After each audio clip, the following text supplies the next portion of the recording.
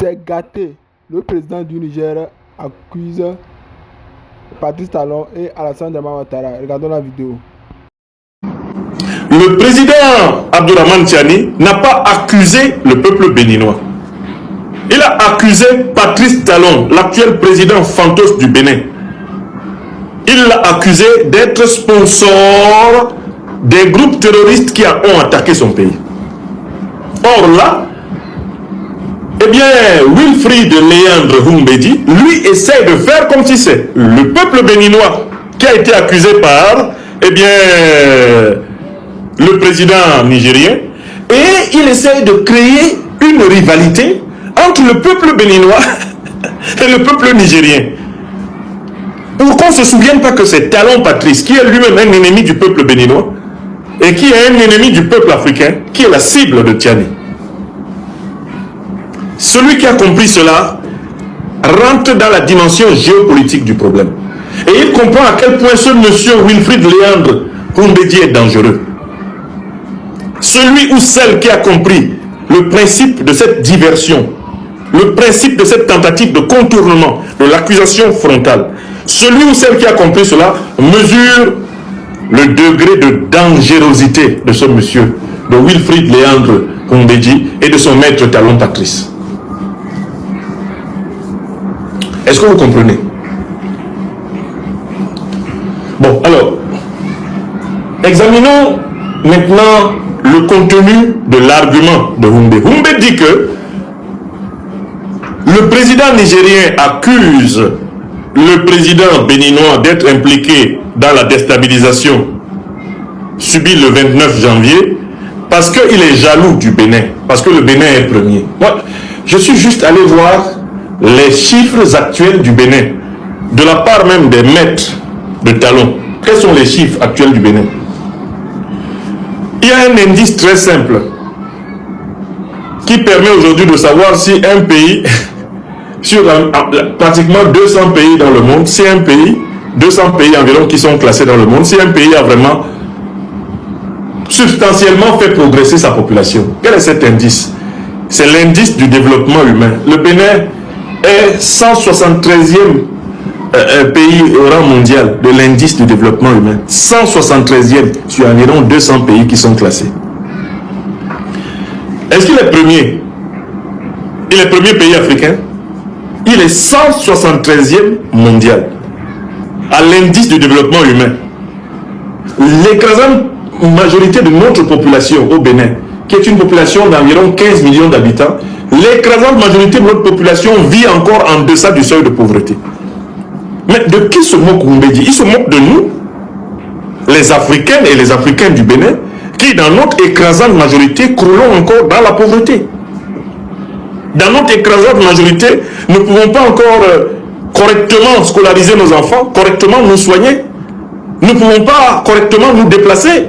Ils se moquent de nous en disant qu'on est jaloux de nous, alors que nous sommes dans la situation de la plupart des peuples africains paupérisés. Et que notre condition n'est guère meilleure que celle de nos frères et sœurs du Niger. Au regard de l'histoire d'exploitation que nous avons subie ensemble et des errements de la gouvernance dont nous sommes tous victimes. Bon, c'est juste incroyable. Comment un pays qui est 173e à l'indice du développement humain peut être présenté comme le premier de la classe? Bon, prenons au niveau de la taille de notre nation africaine du Bénin. Il y a 114 760 km². C'est la superficie que nous avons au Bénin. C'est ce que les colons ont tracé pour emprisonner notre peuple dans ce qu'ils ont appelé le Dahomey. Mais écoutez, il y a 114 760 km². Bon, si c'est par rapport donc au Niger, regardons un peu combien de kilomètres carrés il y a au Niger. Je tape le Niger, les chiffres du Niger. Il y a 1 267 000 km². Mais je dis, le Bénin est premier par rapport au Niger, de quel point de vue? La population au Niger, elle est de 28 millions d'habitants en 2026. Bon, sur quelle base Humbedi veut-il créer une comparaison entre nos peuples? en quoi la condition de la majorité des Béninois est-elle supérieure à la condition de la majorité des Nigériens? Quand vous allez voir les chiffres, ils sont largement comparables. Mais qu'est-ce qu'il a piqué? Pourquoi ce type-là essaye de monter les Béninois contre les Nigériens et les Nigériens contre les Béninois? Alors qu'on a accusé un Béninois, Talon Patrice, l'actuel président. C'est lui qui a accusé. On n'a pas dit le peuple béninois. Le président Abdourahmane Tiani n'a pas dit le peuple béninois est sponsor. Il dit Patrice Talon. Il dit Emmanuel Macron. Il dit Alassane Dramane Ouattara. Il n'a même pas dit le peuple français. Il n'a pas dit le peuple ivoirien. Il a nommément cité les chefs d'État de ces pays. Et il dit qu'ils sont co-responsables de la déstabilisation de son pays. Bon, comment Wumbedji peut croire que la manœuvre qui consiste à présenter cela comme une affaire de jalousie va passer? Les Béninoises et les Béninois qui sont informés de l'état général du continent africain savent que leur condition n'est guère enviable à celle de leurs frères nigériens, à celle de leurs frères camerounais, à celle de leurs frères ivoiriens, à celle... L'Afrique est paupérisée. Je ne dis pas que l'Afrique est pauvre, l'Afrique est appauvrie. Donc, je ne sais pas sur quel chiffre il se base pour classer le Bénin premier de la classe dans une Afrique paupérisée depuis plusieurs décennies par le néocolonialisme français et par l'incurie de nos propres dirigeants. Si on était dans les chiffres, mais comment on appelle, le produit intérieur brut, la croissance du Niger, elle a bondi. Elle est supérieure à la croissance béninoise cette année. Le taux de croissance du Niger depuis 2023 est supérieur au taux de croissance béninois. Mais ça ne veut rien dire toutes ces comparaisons en fait. Je vous évoque simplement ces chiffres-là pour vous dire mais que c'est stupide même que quelqu'un fasse cette comparaison. Puisque, écoutez, des deux côtés de la frontière que les Français ont tracé entre l'actuel Bénin et l'actuel Niger, quel peuple y a-t-il là? Ne sont-ce pas les mêmes populations africaines? Ne sont-ce pas les mêmes ethnies africaines? N'est-ce pas la même civilisation négro-africaine des deux côtés de la frontière coloniale? Est-ce que un porte-parole d'un gouvernement qui essaye de cacher les responsabilités criminelles de son chef en excitant le micro-nationalisme hérité des frontières coloniales, est-ce qu'un tel type n'est pas potentiellement coupable de haute trahison? C'est une forme de haute trahison, pas seulement contre le peuple béninois, mais contre le peuple africain. Wilfrid Léandre. Wilfrid Léandre est un menteur professionnel, c'est un mythomane. J'avais identifié chez lui une propension, à essayer d'endormir ceux qui l'écoutent à travers l'usage de la parole hypnotique. J'ai déjà analysé le mécanisme par lequel ce type-là, chaque fois qu'il s'adresse à l'opinion béninoise, à l'opinion africaine, à l'opinion internationale, croit avoir des talents somniférants, des talents lénifiants, des talents lobotomisants, soporifiques, tels qu'à un moment donné, il croit être de ces gens-là à qui on pose une question et dont la réponse est telle qu'on ne se souvient plus de la question qu'on a posée quand ils y ont répondu. Wumbe est un manipulateur de la pire espèce. En montrant son incapacité à répondre de l'accusation frontale formulée par le chef de l'État nigérien contre le président béninois, Wumbe, paradoxalement, a contribué à confirmer la véracité des faits qui sont reprochés à son patron. Dans ces affaires-là, qui ne dit mot consent, qui fuit la contradiction, avoue par là son implication. Je comprends en même temps Wilfrid Léandre Wumbedji, puisqu'il n'est pas capable de prouver que Talon n'est pas impliqué dans les manœuvres de déstabilisation du Niger, pour faire son travail et mériter pour ainsi dire sa pitance, il est obligé de fabriquer une histoire superficielle, dangereuse, démoniaque, de jalousie entre deux peuples qui sont unis par l'histoire, qui sont unis par la civilisation, qui sont unis par le destin, les peuples africains du Bénin et du Niger. La sortie de Wilfried Léandre Rumbedji confirme les accusations du président Abdourahmane Tchani, car sa diversion, sa fuite en avant, sa stratégie du beating bushes, battre les herbes autour du problème alors que le problème est devant lui et qu'il ne peut pas le battre, cette stratégie confirme vraiment que le régime béninois s'est enfoncé dans une dépendance aveugle envers le néocolonialisme français et l'impérialisme occidental, et que Patrice Talon ne tient plus qu'à un fil. On sait que Talon avait pratiquement été chassé du pouvoir récemment.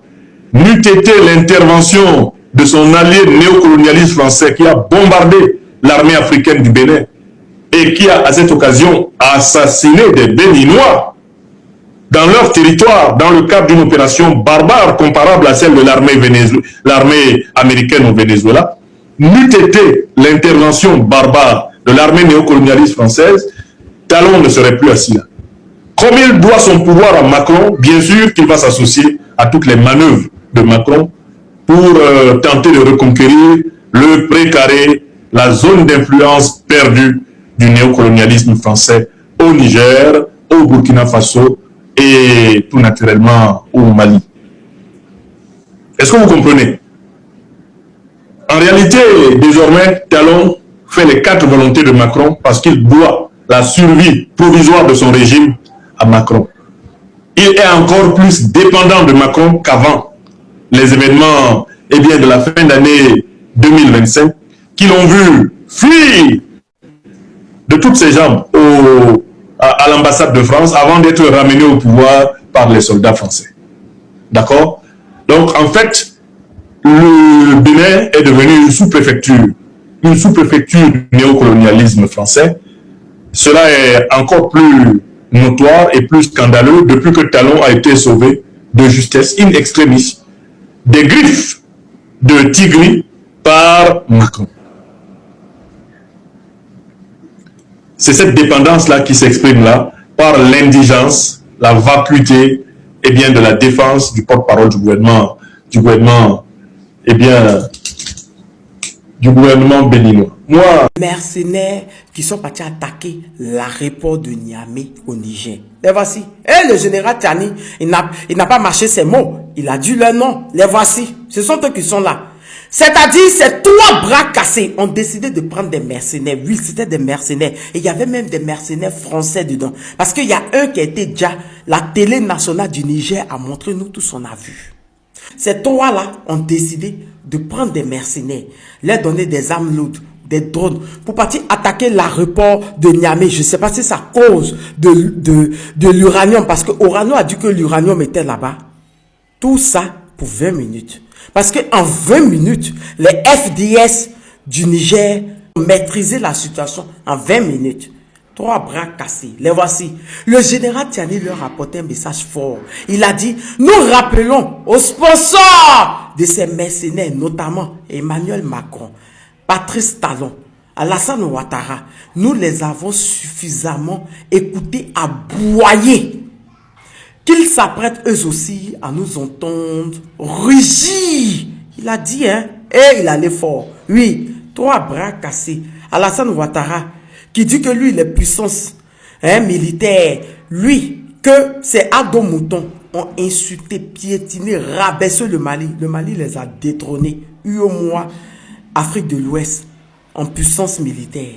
Oui, eux qui font défilé militaire en cachant le nez de leur voiture, parce qu'on ne sait pas pourquoi ils ne veulent pas montrer matricule. Celui-là même, Ado encore, qu'une société française a dit l'année dernière qu'ils ont prêté avion, ils n'ont qu'à donner avion, mais ils n'ont qu'à payer. Quoi, les choses de la honte. Oui. Patrice Talon, qui lui ne se connaît pas du tout. Lui, qu'ils ont fait coup d'état, il était caché dans un trou de rats. Il fallait les Français qui sont quittés au Bima, en Côte d'Ivoire, et puis le Nigeria, pour venir le faire sortir de ce trou-là. Lui aussi s'est retrouvé mêlé à ça. C'est-à-dire que le général Tchani a dit tout dernièrement là qu'ils ont payé des drones. Au lieu d'utiliser sur les terreaux qui sont dans le parc d'Ouvé, c'est pour partir utiliser au Niger. Lui qui dit qu'ils n'ont pas l'argent pour payer armement. Oui, il a dit, je peux inventer. Il a dit. Lui qui dit que les terreaux n'utilisent pas des blindés. On écoute, j'ai dit, il a dit, on écoute, écoutons. Les terroristes n'utilisent pas des blindés. Nous ne pensons pas que le Bénin irait un jour en guerre contre les pays voisins. Si on a beaucoup d'argent, on achèterait tout et n'importe quoi. Pas beaucoup d'argent. On achète ce qui est utile, important, impératif pour nous. Donc avoir des avions qui coûtent très cher à l'achat, à l'entretien, à l'utilisation, pour tirer sur des blindés, autant le Nigeria peut disposer de cela, autant ce ne serait pas raisonnable que le Bénin investisse des centaines de milliards pour acheter de telles armes, même si l'utilisation peut s'avérer nécessaire à certains moments de la vie, comme vous venez l'observer. Pour préserver Tobin, le quartier et les vies humaines. Lui, Patrice Talon, qui dit, nous ne pensons pas que un jour que le Bénin ira en guerre contre les pays voisins. Ah bon? Et qu'on n'a pas beaucoup d'argent pour acheter de l'armement. Parce que ça coûte cher à l'achat et à l'entretien. Toi, Talon, c'est toi qui dois te retrouver dans un truc du Niger. Tu seras allumé, tu seras le premier même à être allumé. Mais tu ne te connais pas. Toi, tu n'avais même pas âme. Il fallait la France et le Nigeria pour t'enlever de ton tout tigre t'avais caché tellement tu avais peur. Il fallait la France. Hein? Et le Nigeria pour t'enlever dans ton tour de râteau. Tu seras le premier qui va servir de leçon, toi, Patrice Talon. Et puis, il y a les patrons, Macron, qui lui a peur de Trump. Depuis l'arrivée de Trump, il ne fait que trembler. Lui, que même ses généraux et ses journalistes disent que son armée est sous-équipée pour aller à une guerre. C'est-à-dire que trois bras cassés qui décident d'affronter trois pays ensemble. Vous faites pitié, hein? Vous faites pitié. Mais on sent que le premier qui a servi de leçon, c'est Talon. Que Makosso passe son temps à défendre en insultant les pays de l'AES là. C'est lui qui a servi de leçon. C'est toi qui dis que tu ne peux pas payer armement, que c'est trop cher, non. Il faut commencer. Parce que le message de Partiani, là, ça commence par toi déjà. Voilà. Sur ce, je vous reviens de nouvelles informations. Je vous fais plein de bisous, les sponsors des mercenaires. Voilà, chers amis. Bon, comme vous le savez, hein, donc, je ne vais plus faire voilà, être sur les panels pour donner ma position sur les événements. Donc maintenant, voici la nouvelle procédure où à défaut, c'est moi-même, je vais maintenant ouvrir voilà, des panels pour pouvoir m'exprimer sur les sujets d'actualité. Donc, je vous fais une déclaration. Un événement extrêmement grave s'est produit à l'aéroport de Niamey, dans la République sœur du Niger, où des attaques armées ont été signalées. À la suite de ces événements, une vidéo massivement relayée sur les réseaux sociaux montre le chef de l'État nigérien lui-même, le général Abdraman Tiani, accusant trois chefs d'État. Leur Excellence, le président de la République de Côte d'Ivoire, Alassane Ouattara, le président du Bénin, Patrice Talon, et le président de la République française, Emmanuel Macron. Ces accusations sont d'une extrême gravité. Lorsqu'un chef d'État accuse publiquement d'autres États d'implication dans des actions armées, on ne parle plus de simples déclarations politiques. On parle d'un sujet qui touche à la sécurité régionale, à la stabilité diplomatique et à la paix entre les nations. Mais dans un contexte aussi sensible, une chose est fondamentale, la responsabilité dans la parole publique, la vérification des faits, la communication officielle et claire. À ce jour, les pays cités entretiennent encore officiellement des relations diplomatiques avec le Niger. Cela signifie que nous ne sommes pas dans une situation de rupture diplomatique déclarée. C'est précisément pour cela qu'une clarification est indispensable. Face à de telles accusations gravissimes, le silence crée l'inquiétude. L'absence de réponse nourrit la spéculation. Et la spéculation alimente la tension entre les peuples. Oui, entre les peuples. Mesdames et messieurs, les opinions publiques en Afrique de l'Ouest, comme en Europe, ont besoin d'être rassurées.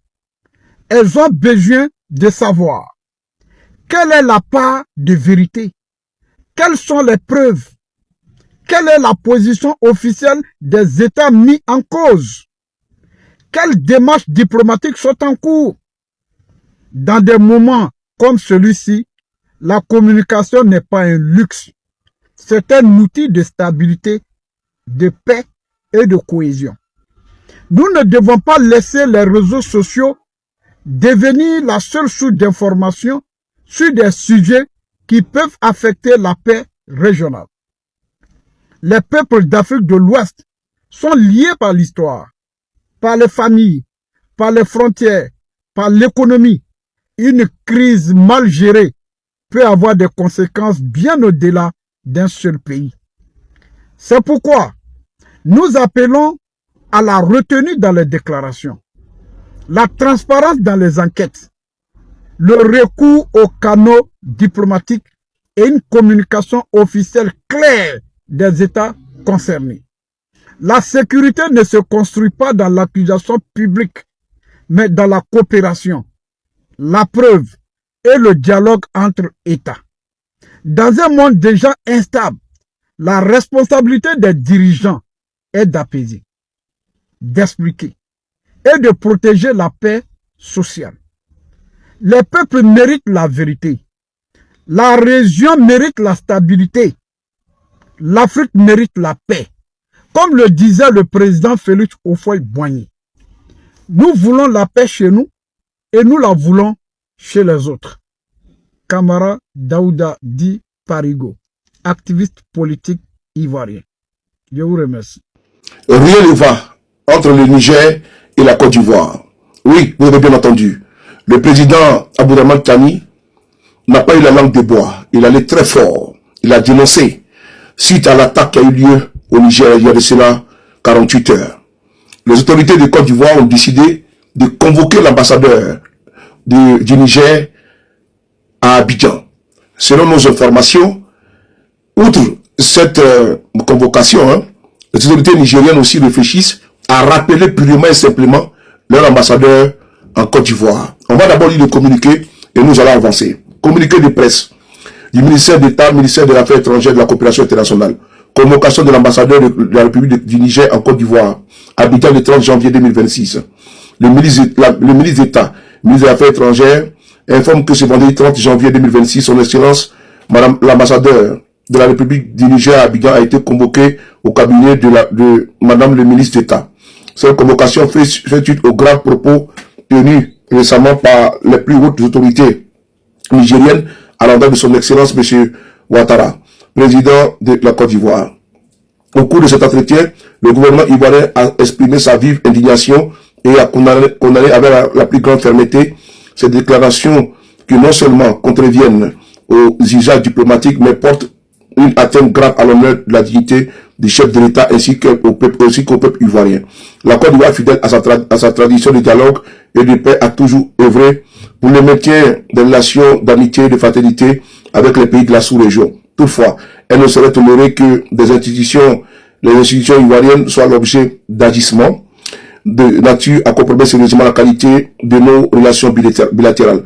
Une note de protestation formelle a été remise à l'ambassadeur pour transmission à ses hautes autorités. Le gouvernement ivoirien reste attentif à la suite qui sera donnée à cette démarche et se réserve le droit de tirer toutes les conséquences qui s'imposent. Fait à Abidjan le 30 janvier 2026. Voilà, il dit qu'ils vont tirer toutes les conséquences qui s'imposent.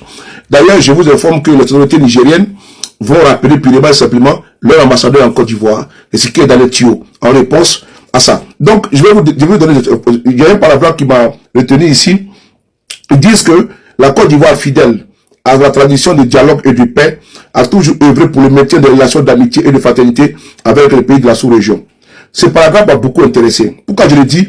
Je trouve ce paragraphe hypocrite. Souvenez-vous, lorsque il y a eu un changement de régime au Niger, C'est la même qui a voulu agresser, attaquer le Niger, qui était même celui-là même qui était à comment dirais-je, la tête de file de l'expédition punitive contre le peuple du Niger était M. Alassane Ouattara. M. Ouattara n'a jamais œuvré pour la paix dans la sous-région. Il était toujours acteur du désordre au sein de la sous-région. Parce que quand il y a eu changement de régime au Niger, c'est M. Ouattara, à travers la CEDEAO, qui a servi de tremplin pour pouvoir faire saigner le peuple nigérien. Embargo, fermeture des frontières. On a vu même les comptes de la BCAO, les comptes de l'État du Niger ont été systématiquement bloqués. Parce qu'il fallait assifier un petit peu, il fallait étouffer économiquement le pouvoir du général d'armée Abdourahmane Tiani. Mieux, on va écouter M. Ouattara et nous allons avancer. On l'écoute. Donc pour le déploiement des troupes d'un certain nombre de pays, dont la Côte d'Ivoire. La Côte d'Ivoire fournira un bataillon et a pris toutes les dispositions financières pour l'opération. Si elle doit durer 3 mois, les provisions seront faites au niveau budgétaire pour que nos soldats et nos officiers qui participeront à cette opération ne manquent de rien. Donc la Côte d'Ivoire est prête et je viens de donner instruction au chef d'état-major général des armées de commencer la mobilisation de ces troupes pour leur participation à cette opération de la CEDEAO. Je voudrais indiquer que ces décisions sont collectives, sont celles de la communauté des États de l'Afrique de l'Ouest. Ce ne sont pas des décisions qu'il faut attribuer à un État, que ce soit le Nigeria ou la Côte d'Ivoire ou le Bénin. Ces 3 pays déjà ont indiqué leur capacité de participer à cette opération. D'autres pays le feront bientôt. Donc la conférence des chefs d'État tient à le faire savoir que c'est une opération de la CEDEAO. Ce n'est pas une opération des Nigérians contre les Nigériens ou des Béninois contre les Nigériens, puisque ces 2 pays sont des pays voisins du Niger. Bien évidemment, ce n'est pas une opération ivoirienne contre nos frères nigériens. Mais nous sommes déterminés à réinstaller le président Bazoum dans ses fonctions de président démocratiquement élu de la République du Niger. C'est dit. M. Ouattara a dit ici qu'ils sont déterminés à réinstaller le président Bazoum.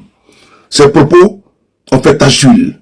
Parce que s'il avait eu la possibilité, il serait intervenu. Nul n'était l'intervention du Burkina et du Niger. M. Ouattara allait envoyer des forces afin de pouvoir réinstaller Bazoum au plus du sang des Nigériens. Parce qu'ils n'allaient pas venir comme ça l'installer. Ils allaient massacrer des dizaines et des dizaines de milliers de Nigériens pour réinstaller Bazoum. Mieux, M. Ouattara s'est toujours ingéré dans les affaires internes des pays de l'AES. Et ce qui pose problème. Écoutez ici cette conversation entre M. Ouattara et l'ancien premier ministre du Mali, Boubou Cissé. On écoute ensemble. Allô? Oui, bonjour, monsieur le président. Frère, bonjour, comment ça va? Ça va, merci, vous-même. Oui, ça va bien, ça va bien. C'est où là? Je suis arrivé hier sur Abidjan. Ah, d'accord, on m'a fait le message, mais je ne savais pas si tu étais à Niamey ou à Abidjan. Si, je suis arrivé hier. Ah, mais je suis content, je suis content. C'est quelques jours ici. D'accord, en attendant qu'on se voit, je voulais que tu me briefes un peu. Oui, oui. Je vois le président de la commission aujourd'hui avant qu'il n'aille au Burkina. D'accord. Voilà, comment les choses se passent au Mali? Bon, malgré tout ce qu'ils veulent faire croire, oui. La situation reste très difficile pour eux. Vraiment, ça va être extrêmement difficile de tenir encore 3 à 4 semaines financièrement. Donc la pression, elle est vraiment là, elle est réelle, elle monte. Économiquement, les prix ont flambé, y inclut les denrées alimentaires. C'est difficile aujourd'hui de se procurer du riz à un prix normal, du sucre. Tout ce qui est ciment aussi a été affecté. Mais même la main-d'œuvre commence à se plaindre un peu parce que les gens ne travaillent pas beaucoup. Donc je pense qu'ils ont beaucoup de pression. Oui. Mais bon, j'essaye de gérer ça. Faire croire qu'il n'y a pas de problème. Voilà, c'est le contraire. Mais c'est vraiment, on voit qu'ils n'ont pas d'économistes parmi eux, quoi. Comment ils pensent ça. qu'ils vont un pays à 30 à 40% de son budget financé par l'extérieur? Ils pourront payer les salaires 1 ou 2 mois, mais c'est tout. Après, ils pourront même plus payer les salaires. 1000 milliards d'emprunts régional. Absolument. Donc en 2021, ben, ils n'auront pas ça. Comment ils vont faire? Ils n'ont plus accès à ça. Oui, absolument. Le ministre des Finances a fait sortir une lettre il y a une dizaine de jours où il menaçait carrément les banques commerciales, quoi. À souscrire. Et puis il a insisté pour qu'ils souscrivent physiquement. Voilà, donc ils mettent un peu de pression sur les banques où l'actionnariat malien est le plus important, quoi. Sur la DMS, la banque de solidarité et voilà, puis, exactement. Et puis la banque de développement. Voilà. Donc c'est terrible. C'est la seule. Je pense que maintenant Choguel a pu trouver un moyen de faire adhérer une bonne partie de la population à un combat que lui seul est en train de mener, quoi. Maintenant, c'est le combat contre la France, c'est le combat contre l'Occident. Donc, il y a un certain nombre de gens qui sont derrière eux pour ça. Mais ils commencent aujourd'hui à réaliser que économiquement, financièrement, ça ne va pas comme que ça. Ils sont idiots. La Russie est la 11e puissance économique. Ils sont idiots. Permettez-moi l'expression de M. Ouattara. Des propos orduriers. Voici la conversation entre M. Ouattara et l'ancien premier ministre Boubou Cissé, l'ancien premier ministre de IBK, paix à son âme, en train de comploter contre le pouvoir du général d'armée Assimi Goïta. La leçon que l'on doit tirer, il faut que le régime Ouattara, parce qu'il ne faut pas confondre le peuple ivoirien et le régime Ouattara, il faut que le régime Ouattara arrête de s'ingérer dans les affaires internes de l'AES pour éviter d'être accusé. Je vous remercie. Alors, camarades peuple d'Afrique, peuple de Côte d'Ivoire, c'est un du monde, mes chers frères et sœurs, peuple de l'Itako Groom, frère, Yoromani, fesse, Yoromani. C'est ce qu'on dit toujours aux gens. À force de pousser, on finit par toucher le mur. Et quand l'être humain est dos au mur là, frère, par instinct de survie, il finit toujours par réagir. Et cette réaction devient très souvent fatale. Camarades d'Afrique, depuis l'AES a été mis sur pied, le trio Macron, Talon, Draman n'a eu de cesse de tenter de déstabiliser ces pays-là. Depuis 2023, fin 2023, 2024, 2025, on est rentré dans 2026. Frère, ceux-là n'ont eu de cesse de tenter de déstabiliser l'AES. Tout l'AES. Leur obsession, c'est de déstabiliser l'AES. Ils vont chercher des mercenaires à tout va pour venir déstabiliser l'AES. Mais les mercenaires qui ont été envoyés au Niger, là, ceux qui ont été tués là, il y a eu un Français dedans. Un Français dedans. Est-ce que vous comprenez ça? Donc, le président Tiani a réagi. Il dit on en a marre de suivre. On en a marre de se défendre. Maintenant, on va passer à l'offensive. Je vous dis que Dra, je sais que le Waworo n'a pas dormi. Mais il ne va plus avoir le sommeil. C'est lui qui est le plus vieux parmi. C'est lui qui est le trio. C'est lui le plus vieux. Et c'est lui le moins sage. C'est lui le plus agité. C'est-à-dire que, mais c'est grave. Là, écoutez, si le président Abdraman Tiani, et puis Baokone va décortiquer aisément, tranquillement, normalement. Là, on est parti avec le président Abdraman Tiani. Alors, nous rappelons aux sponsors de ces mercenaires, notamment Emmanuel Macron, Patrice Talon, Alassane Ouattara, nous les avons suffisamment écoutés aboyer, qu'ils s'apprêtent eux aussi à leur tour à nous écouter rugir. C'est-à-dire que il dit, nous les avons beaucoup écoutés aboyer. Ils aboient, on dirait des chiens enragés. On dirait des chiens enragés. Depuis 2023, depuis juillet 2023, 2024, 2025, 2026, vous êtes dedans encore. Ah, d'accord. Nous, maintenant, là, on va rugir. Parce que nous sommes des lions. Le lion, c'est que, il ne fait pas trop de bruit. Il agit et il attrape sa proie. C'est rater le lion, rate sa proie. Ça veut dire que, quand ils vont agir, là, ils ne vont pas rater. Alors, vous comprenez là? Et quand ils vont agir sur le Bénin, c'est que sur le Bénin comme ça, là, opération spéciale, Barracuda, on scie le talon, pour l'emballer quelque part. Ils ne vont pas l'avoir à Niamey, ni à Bamako, ni à Ouagadougou. Non, ils vont le livrer à quelqu'un là-bas, au Niger là-bas. Quelqu'un là-bas, ils vont le mettre en prison quelque part là-bas. Puis ils vont aller voir Dra. Puis ils vont scier Dra. Non.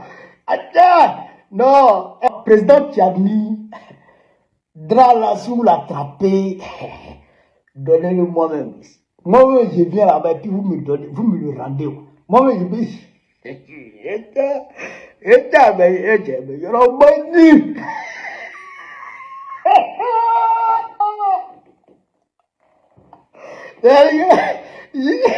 J'imagine la scène et puis il rit quoi. Imagine on attrape Dra et puis il dit bon, ouais ton gars. Lui voilà Dra, voilà moi. Voilà lui, voilà moi. C'est qu'on se regarde yeux dans les yeux quoi. Atteja, Timia. Non, c'est-à-dire que, non, ça, on va dire ça hors caméra. Mais j'ai parlé de l'Afrique. Pour parler plus sérieusement, le président Tchani a raison. Moi, je lui donne raison à 100%. Moi, je donne raison à l'AES. Si l'AES venait à réagir par les mêmes méthodes, bon, l'AES ne peut pas mobiliser les terroristes. Mais je pense que c'est des militaires. Ils auront leur stratégie à eux. Mais moi, je ne les blâmerai pas si ils réagissent et qu'ils prennent de façon chirurgicale Draman Ouattara et qu'ils prennent de façon chirurgicale Patrice Talon. Moi, je ne vais pas... Non. Moi, je ne vais pas les blâmer. Parce qu'ils ont alerté. Surtout le capitaine Ibrahim Traoré, il a dit, il est temps que les autorités ivoiriennes changent leur fusil d'épaule. Il est temps que les autorités ivoiriennes changent d'approche. Il a dit tout ça. Il a tout dit. Les autorités maliennes ont beaucoup parlé, ont beaucoup alerté. En novembre dernier, ils ont pris les mercenaires pour attaquer le Mali dans la zone sud du Mali, zone frontalière Mali-Côte d'Ivoire. Ils ont attaqué cette zone-là pour tenter de progresser vers, vers Bamako afin de créer un blocus à ce niveau-là. Les gens ont parlé, ils ont alerté, et vous n'arrêtez pas. Pire, c'est-à-dire que vous évoluez de mal en pire. Même à l'heure où je vous parle là, ils sont en train de mettre en place d'autres plans machiavéliques contre ces pays-là, contre les pays de l'AES. Ils sont en train de mettre en place encore d'autres plans de déstabilisation. C'est-à-dire que De novembre à aujourd'hui, ils ont tenté de déstabiliser le Mali. C'est-à-dire à travers leur tentative de blocage de Bamako, là, ils ont tenté ça. Les gens sont venus de la Côte d'Ivoire. Après, ils sont allés au Niger. Non, ils sont venus ici, au Burkina Faso. 2 à 3 tentatives. De novembre à aujourd'hui. Novembre, décembre, janvier. En 3 mois, 2 à 3 tentatives de déstabilisation qui ont été, on va dire, rendues publiques. Sinon, ce qui se fait en bas, qui se déjoue en bas là, dont on ne parle pas là, c'est trop. Récemment, ils ont fait une incursion sur le territoire burkinabé. Des Ivoiriens, des militaires ivoiriens. On fait incursion sur le territoire burkinabé. Plusieurs fois, ils font incursion. On leur parle, mais ils n'entendent pas. Mais à un moment donné, les gens en ont marre. Les gens en ont marre. Ils ne vont pas toujours rester en train de subir. Ils ont saisi l'ONU. Ils ont saisi l'ONU. Ils ont saisi les instances internationales. Malgré tout ça, ils n'arrêtent pas. Ah tiens. Que voulez-vous qu'ils fassent? Que voulez-vous qu'ils fassent? En tout cas, moi, je leur donne raison. Moi, je leur donne raison de riposter, de se défendre. De se défendre. Moi, je leur donne raison. Hein. Moi, je ne les blâmerai pas pour ça. Moi, je leur donne raison. Parce qu'à un moment donné, il faut arrêter. Quoi. Il faut arrêter. Ils ne vous ont rien fait. Tout simplement, ils travaillent pour leur peuple. Ils font tout pour donner une meilleure vie à leur population. Mais où est le mal? Où est le mal? L'uranium là, c'est pour la France. L'uranium là, c'est pour la France. Quand tu regardes Macron, avec sa tête en direct pavée de façon bébo là, tu regardes sa tête qui est là. Bon, lui là, en quoi est-ce qu'il est nigérien? Depuis quand un Nigérien peut avoir tête qui est là, tête comme ça, là. Depuis quand un Nigérien peut avoir tête comme ça. Est-ce que c'est pour lui, l'uranium là? C'est pour le Niger. Le Niger prend son uranium à qui il veut. C'est le problème sur la tête. C'est quoi ça? Et c'est vous, Drama Ouattara et Patrice Talon qui êtes utilisés comme des proxys. Pourquoi? À un moment donné, il faut arrêter. Moi, je ne me blâmerai pas pour ça. Non. Ils ont raison de se défendre. Ils ont le droit de se défendre. Ils ont raison de se défendre. Ils ont raison de riposter. C'est ce qu'il a rien été. Voilà. Donc, comment appeler l'Afrique? Voilà un peu ce que je voulais vous dire sur cette vidéo. Voilà. Sur ce, vive l'Afrique libre. Vive le panafricanisme. Vive tous les programmes panafricains. Vive l'AES. Vive le président Ibrahim Traoré. Vive le président Assimi Goïta. Vive le président Abdoulaye Tchani. Gbagbo, président de Côte d'Ivoire.